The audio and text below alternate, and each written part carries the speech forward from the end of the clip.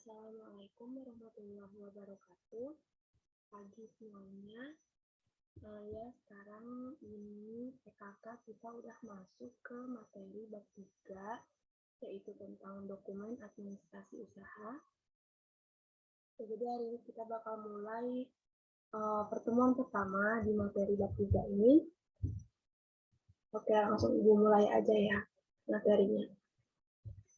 Dokumen administrasi usaha. Nah, di sini yang pertama ada pengetahuan umum mengenai administrasi. Nah, di sini tuh administrasi apaan sih? Kita bakal belajar di sini. Oke, next slide. Nah, di sini ada pengertian administrasi dari beberapa ahli, dari beberapa pakar. Yang pertama itu ada dari Leonard D. White yang mengatakan bahwa administrasi itu merupakan proses yang umum di semua upaya kelompok pada perusahaan publik atau swasta. Selanjutnya ada De Liangji, yaitu mendefinisikan administrasi secara luas adalah serangkaian kegiatan yang dilakukan oleh sekelompok orang dalam suatu kemitraan untuk mencapai tujuan tertentu. Oke. Selanjutnya di sini ada fungsi dari administrasi. Administrasi sendiri dibagi menjadi dua fungsi, yaitu fungsi primer dan juga fungsi sekunder. Jadi intinya dalam administrasi ini, dengan adanya administrasi bukan tanpa alasan ya, pasti memiliki fungsinya. Di sini ada fungsi primer. Fungsi primer itu unsur-unsurnya merupakan kegiatan utama yang diemban oleh setiap administrator. Sedangkan kalau fungsi sekunder, unsur-unsurnya itu merupakan kegiatan penunjang yang tidak boleh diabaikan, dan juga perwujudannya dapat dilimpahkan seorang administrator kepada staf-stafnya. Nah, di fungsi primer ini ada 6, yaitu perencanaan, pengorganisasian, pengarahan, koordinasi, kontrol, dan yang terakhir ada komunikasi. Jadi di fungsi primer ini merupakan pekerjaan yang dominan, memerlukan kemampuan yang berpikir yang memadai. Nah, kalau di fungsi sekunder ini ada 5, yaitu TU atau tata usaha, keuangan, personalia, logistik, dan juga hubungan masyarakat. Nah, jadi di fungsi sekunder ini lebih terperinci ya, atau lebih khusus lagi fungsi-fungsinya. Nah, fungsi sekunder ini lebih bersifat teknis, karena di dalamnya itu berisi pekerjaan operasional yang tidak memerlukan kemampuan berpikir yang tidak terlalu tinggi. Jadi ini lebih ke teknis ya, kalau yang sekunder. Oke, next ada, menurut Kribel pada tahun 2001, ada 5 jenis fungsi pendukung. Dan tadi kan cuma fungsi aja ya, nah ini fungsi pendukung. Administrasi dalam perkantoran, yaitu fungsi rutin, teknis, analisis, internasional, dan juga fungsi manajerial. Baik, kita bahas sedikit ya, satu persatu. Oke, pertama fungsi rutin. Di sini yaitu adalah fungsi administrasi yang membutuhkan pemikiran mencakup pengarsipan dan penggandakan. Contohnya adalah menggandakan surat-surat dan melakukan penyimpanan surat di dalam file yang tertata atau dilakukan pengarsipan.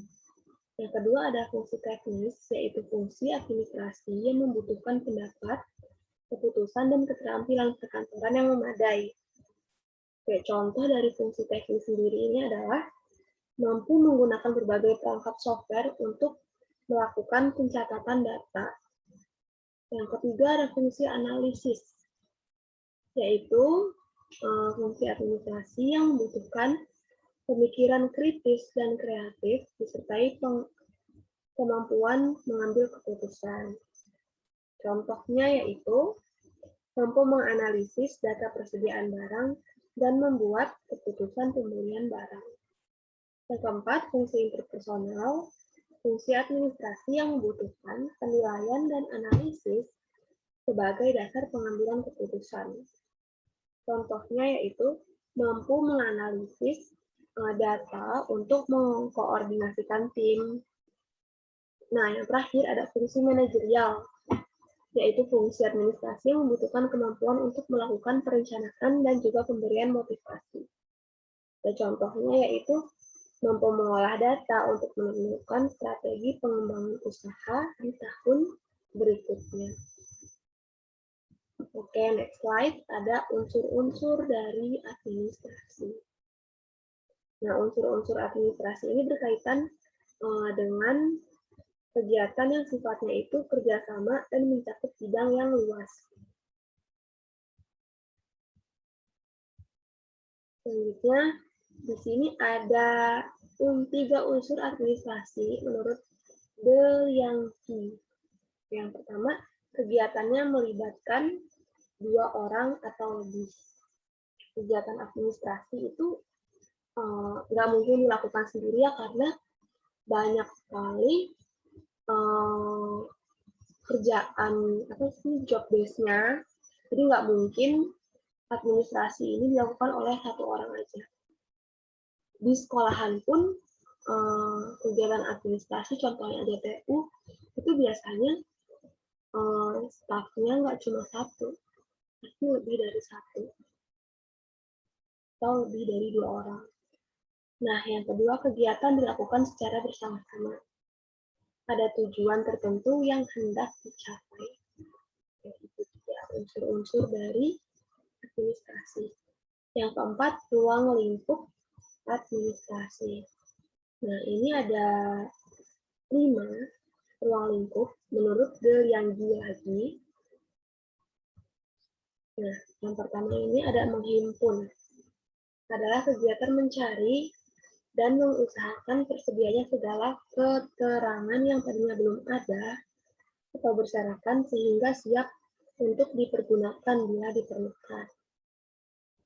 Nah, yang kedua ada mencatat, yaitu kegiatan yang membubuhkan dengan berbagai peralatan tulis tentang keterangan yang diperlukan sehingga berwujud tulisan yang dapat dibaca, dikirim, dan juga disimpan.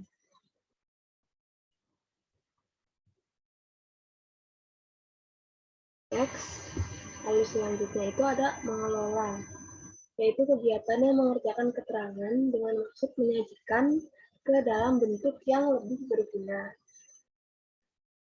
Nah, yang selanjutnya itu ada mengirim,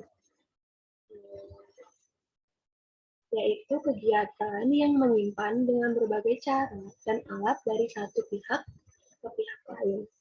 Ya, jadi pasti dalam proses administrasi itu ada banyak kegiatan, contohnya ini mengirim, seperti mengirim surat dari misal dari perusahaan A ke perusahaan B.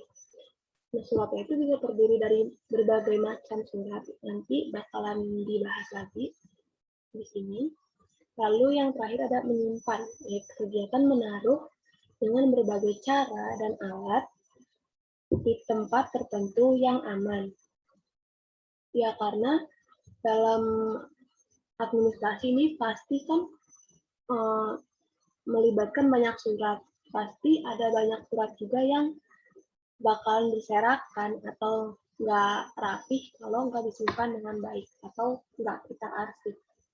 Ya, jadi menyimpan merupakan ruang lingkup dari administrasi. Oke, next. Di sini ada peranan administrasi. Nah, di sini peranannya itu ada berapa ya? Ada 4. Yang pertama, membantu memudahkan suatu pelaksanaan tugas pekerjaan pokok lainnya. Ini benar banget, jadi kalau misalkan administrasi, pasti contohnya kita ambil dari perusahaan produksi makanan, pabrik gitu ya. Kalau misalkan ada barang bahan baku masuk, lalu kita nggak catat, lalu kita nggak bikin suratnya atau nggak bikin notes-nya, terus itu pasti bakalan bikin kerjaan nggak jadi nggak terorganisir. Jadi kerjaannya itu bakalan berantakan dan malahan mungkin misalkan stok barangnya yang tadinya harus 10 mungkin bisa jadi 8 karena tidak teraturnya kita dalam mencatat. Nah, yang kedua itu membantu suatu perusahaan dalam memberikan sebuah data atau informasi. Ya, seperti yang Ibu sebutkan sebelumnya, jadi kalau ada apa-apa itu pasti dicatat. Sama kayak kita sekolah, kalau kita nggak catat pasti kita bakalan lupa. Walaupun tadinya kita ingat terus ingat, kalau misalkan sampai kebesokannya itu pasti kita bakalan lupa kalau kita nggak catat. Atau kalau kita nggak punya suratnya. Kayak contohnya kita melakukan pengiriman barang dari perusahaan kita ke perusahaan lain. Itu pasti ada suratnya juga nanti itu, nggak asal kirim-kirim aja. Lalu yang ketiga, memudahkan pimpinan dalam mengambil suatu keputusan dalam pelaksanaan tugas selanjutnya. Yang terakhir, melaksanakan suatu kegiatan yang perlu dilaksanakan dalam rangka pencapaian tujuan.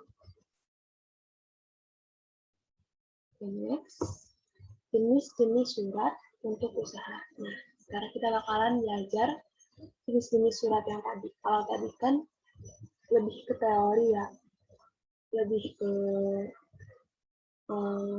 fungsi, manfaat, peranan, terus apalagi contoh-contoh. Nah, sekarang kita belajar langsung jenis suratnya itu apa aja sih kalau dalam administrasi, dokumen administrasi.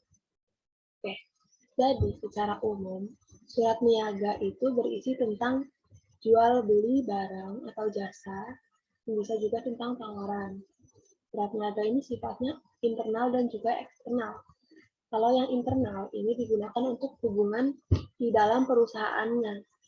Jadi seperti surat menyurat antar bagian baru.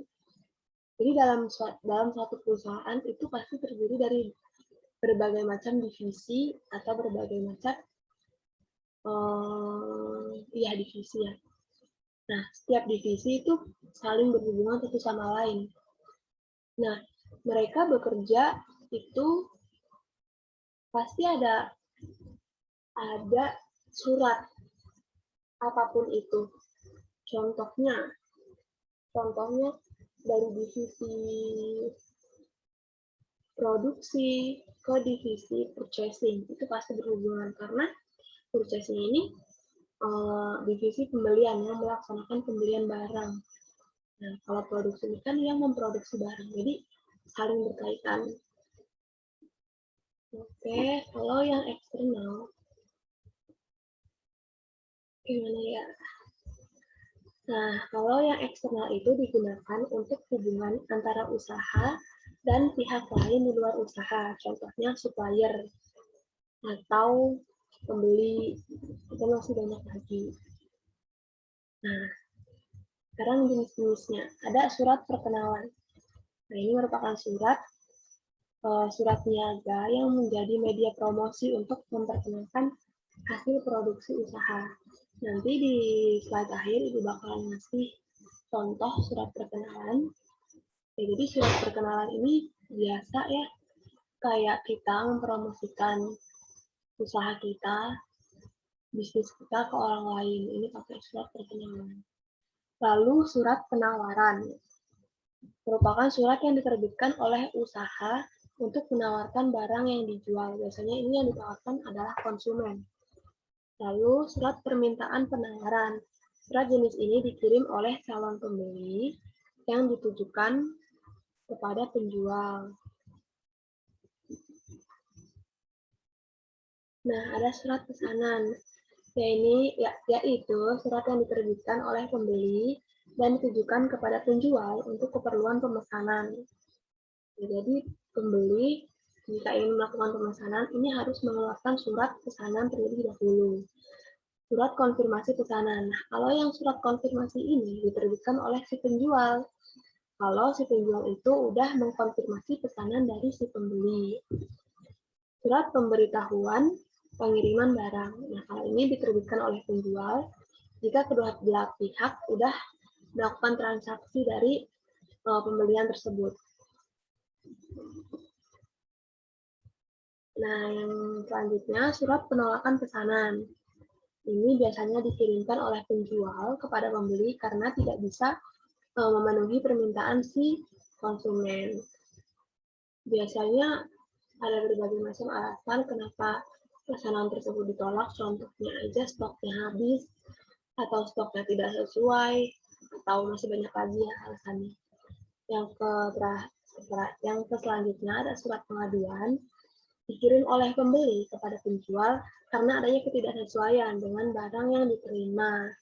Jadi ini ntar ada hubungannya dengan retur. Surat jawaban pengaduan yang selanjutnya. Apabila penjual menerima surat pengaduan yang sebelumnya ini, penjual harus segera menjawab surat tersebut dengan surat jawaban pengaduan. Nah, yang selanjutnya surat penagihan ini dibuat oleh penjual, dibuat karena adanya transaksi jual beli yang dilakukan dengan menggunakan sistem utang. Ya, jadi jika ada pembeli yang utang sama kita sebagai penjual, itu kita harus bikin surat penagihan. Biasanya surat penagihannya itu sudah dilakukan perjanjian sebelumnya, misal setiap jadi temponya setiap bulan kah atau setiap tanggal berapa gitu. Lalu selanjutnya surat pengiriman pembayaran. Apabila pembeli sudah menerima barang yang mereka pesan dan tidak ada komplain tentang barang tersebut, maka pembeli wajib untuk melakukan pembayaran. Nah, selanjutnya surat penangguhan pembayaran. Nah, surat penangguhan ini dibuat atas dasar inisiatif dari pembeli karena menerima surat penagihan. Jadi ini tuh cuma inisiatif aja dari si pembeli kalau pembeli ini udah menerima surat penagihan utang dari si penjual. Nah, yang terakhir, surat jawaban penangguhan pembayaran. Nah, surat ini dibuat oleh penjual untuk menjawab permohonan penangguhan pembayaran dari pembeli. Jadi kebanyakan dari surat-surat niaga ini merupakan kayak saling balas-membalas antara pembeli dengan penjual. Jadi setiap pembeli mengirimkan surat ini, maka penjual bakalan balas pakai surat ini dan seterusnya. Oke, next. Nah, ini merupakan contoh dari surat perkenalan. Di sini ada PT Elektrik Mitra Sejahtera di Bandung. Ibu ini ambil contohnya di Google.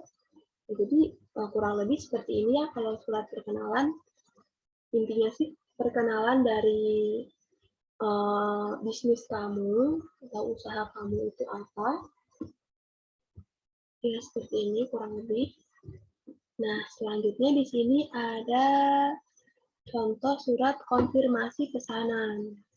Nah surat ini dibuat oleh penjual karena penjual sudah mengkonfirmasi atau menerima pesanan dari si customer. Ya, kurang lebih suratnya seperti ini. Tiap perusahaan biasanya memiliki surat yang berbeda-beda, format template-nya itu beda-beda. Jadi tergantung dari usahanya seperti apa.